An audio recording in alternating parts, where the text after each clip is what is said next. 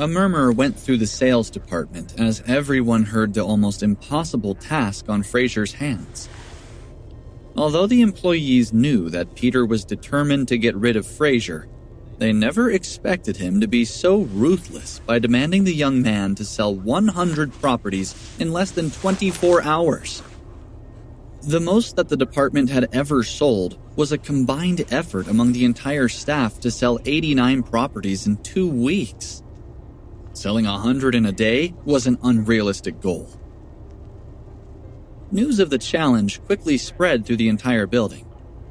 Soon after, Natalia also heard the news and rushed out of her office.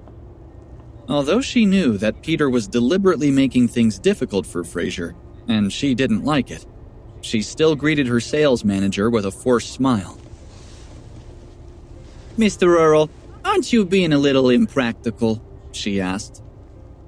"Do you think those numbers are actually—" "Don't say anything," Peter interrupted Natalia coldly.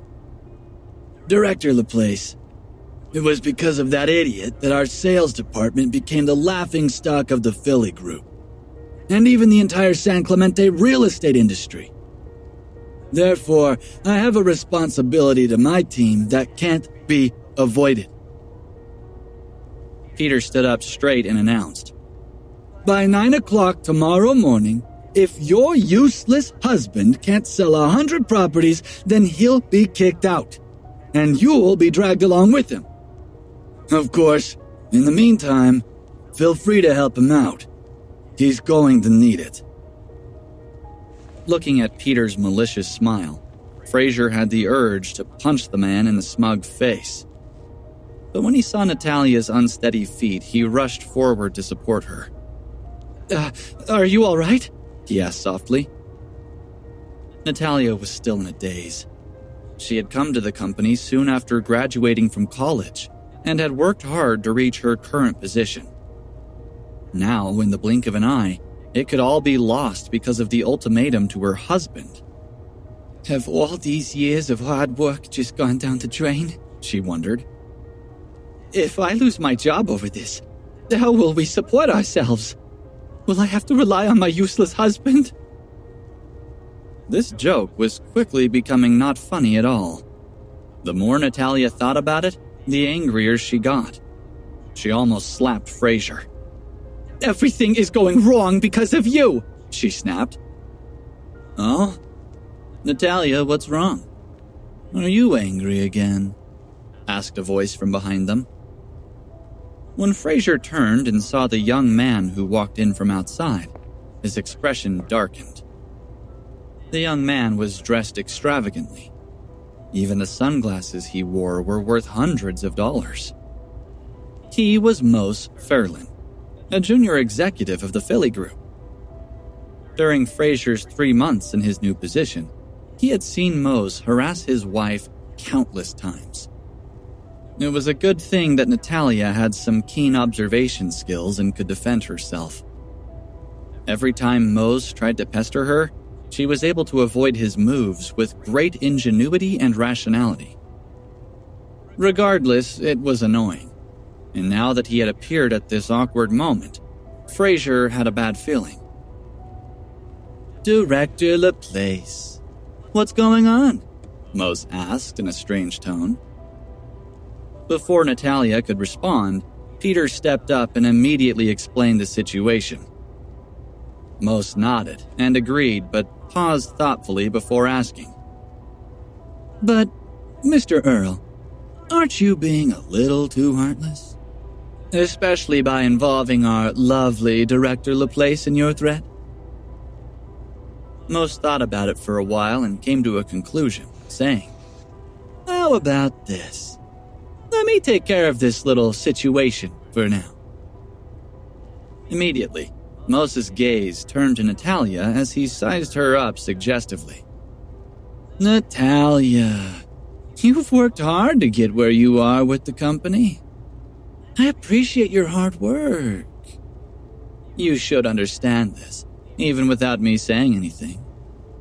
Have dinner with me tomorrow evening, and we'll talk about how we're going to proceed.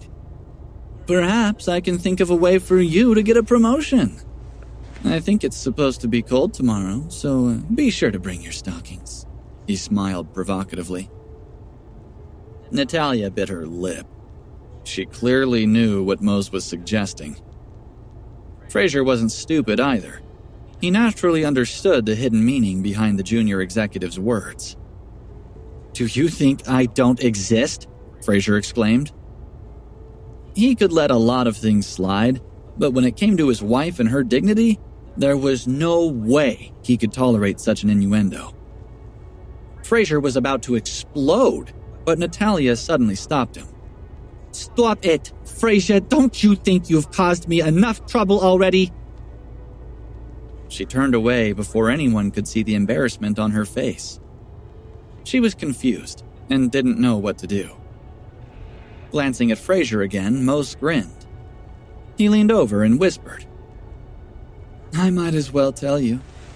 I've taken a fancy to your wife and plan to sleep with her. Someone like you can't stop me because you simply can't compete." Mose left with a burst of laughter, while Fraser kept his head down. He dug his fingernails angrily into the flesh of his palms. Mose had completely embarrassed him and trampled all over his dignity. Later that evening, after Fraser had left work, he stood on the bridge and watched the flow of traffic below, his mind lost in thought. As his thoughts coalesced, his gaze grew colder and more determined. "No matter how wronged I am, I can still endure it," he muttered to himself. "But if anyone goes after Natalia, all bets are off. I'll personally send them to hell." He took out his phone, found a number he hadn't used in years, and clicked on the call icon. The phone quickly connected, and an excited voice could be heard from the other end of the line. "When I picked up my phone and saw who was calling, I couldn't believe it.